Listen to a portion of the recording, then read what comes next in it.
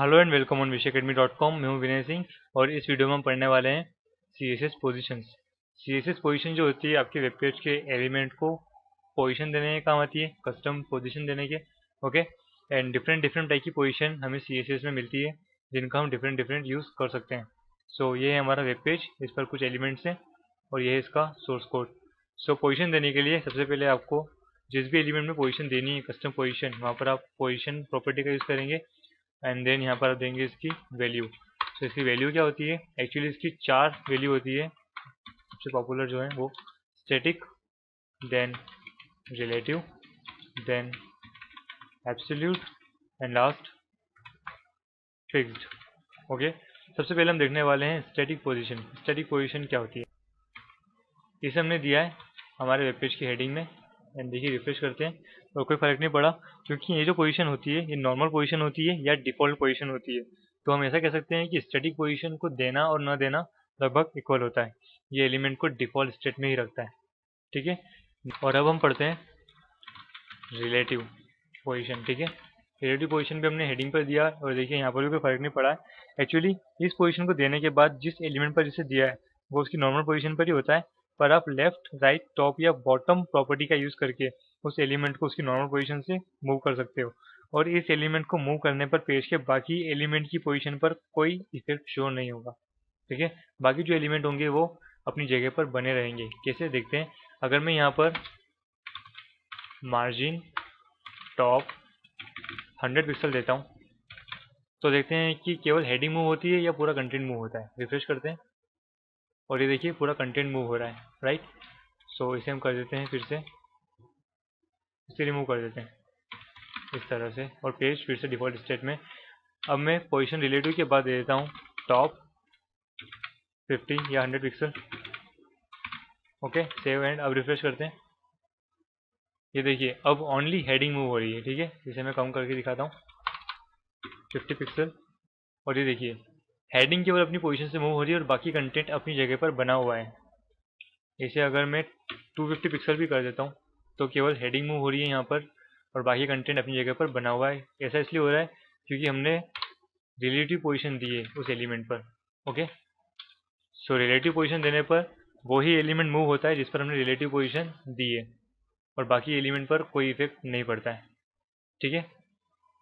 इसलिए हम रिलेटिव का यूज़ करते हैं। अगर हम यहाँ पर स्टैटिक का यूज़ करते तो भी क्या ऐसा होता, नहीं। देखिए वो जो हेडिंग है वो डिफ़ॉल्ट स्टेट हो चुकी है और अब मैं यहाँ पर टॉप की वैल्यू दूंगा तो अभी कोई यूज़ नहीं हो रहा है वहाँ पे, तो बिल्कुल वर्क नहीं कर रही है, ठीक है। सो ये वर्क करती है जब हम पोजीशन रिलेटिव देते हैं इस तरह। ओके, देन नेक्स्ट हम पढ़ने वाले हैं एब्सोल्यूट पोजीशन। एब्सोल्यूट पोजीशन का यूज़ होता है किसी एलिमेंट को बिल्कुल एब्सोल्यूट पोजीशन देने में। किस तरह की एब्सोल्यूट पोजीशन, ये हम देखते हैं। ये देखिए एक्चुअली जब आप किसी एलिमेंट में एब्सोल्यूट पोजीशन देते हैं तो वो एलिमेंट अपना नॉर्मल फ्लो छोड़ देता है। जो उसका फ्लो चल रहा था एलिमेंट्स का वो फ्लो से ब्रेक कर देता है अपनी पोजीशन को and according to parent element, किसी पेरेंट एलिमेंट के अकॉर्डिंग पोजीशन लेता है या ब्राउज़र विंडो के अकॉर्डिंग पोजीशन लेता है, ठीक है। ये उस पेरेंट एलिमेंट के अकॉर्डिंग पोजीशन लेगा जिसकी पोजीशन हमने दे रखी हो रिलेटिव, एब्सोल्यूट या फिक्स्ड, स्टैटिक के अलावा कोई भी पोजीशन, ठीक है। सो हम काम करते हैं, हम यहाँ से इसे हटा देते हैं और इमेज में इसका यूज़ करते हैं। ओके, अभी हमने वेब पेज को नॉर्मल कर दिया है। हम इमेज में देते हैं पोजीशन एब्सोल्यूट। ओके, ये इमेज जो है अभी एक कंटेनर के अंदर है। इसे जैसे हम रिफ्रेश करते हैं तो ये अपना बेसिक पोजीशन जो है वो ब्रेक कर देगी, ठीक है। जहाँ पर इसने पोजीशन ले रखा था उस जगह को ब्रेक कर देगी और अकॉर्डिंग टू पेरेंट एलिमेंट या ब्राउज़र विंडो ये पोजीशन लेगी। किस तरह देखते हैं, लेफ़्ट हम इसका दे देते हैं 0 और राइट 0, ठीक है। और जो मार्जिन है ये मार्जिन हम इसकी हटा देते हैं, sorry left 0 and top 0। Okay, so ये देखिए आप इसे अब ब्राउज़र विंडो के लेफ्ट टॉप 0 पोजीशन पर देख सकते हैं। मतलब अभी हमने इसे रखा था कंटेनर के अंदर, इस ब्लू डिव के अंदर, लेकिन ये वहाँ से बाहर आ चुकी है। क्यों? क्योंकि ये किसी ऐसे पेरेंट एलिमेंट की ओर पोजीशन लेती है जो रिलेटिव पोजीशन पर हो। ठीक है, अगर हम ड्यू को रिलेटिव पोजीशन दे देते हैं, ये रहा ड्यू, इसकी पोजीशन अगर हम दे देते हैं रिलेटिव, तो अब ये ब्राउज़र विंडो को छोड़कर ड्यू से पोजीशन लेगी। ठीक है, एंड आप इसकी पोजीशन डिफरेंट डिफरेंट दे सकते हैं, लाइक टॉप के बाद आप इसे दे सकते हैं बॉटम 0, इस तरह से। ठीक है, या बॉटम 30 पिक्सल, सो इतनी ऊपर दिखाई देगी। लेफ्ट के बजाय आप दे सकते हैं राइट 0, सो आपको अपोजिट साइड दिखाई देगी अब। ठीक है, आप इसकी माइनस वैल्यू भी दे सकते हैं, लाइक -30, सो ये इस तरह क्रॉस करती हुई दिखाई दे रही है। ठीक है, अगर आप इसे अपने स्क्रीन पर बॉटम राइट साइड में चाहते हैं तो आप ड्यू पर से रिलेटिव हटा दीजिए, पोजीशन रिलेटिव, और अब देखिए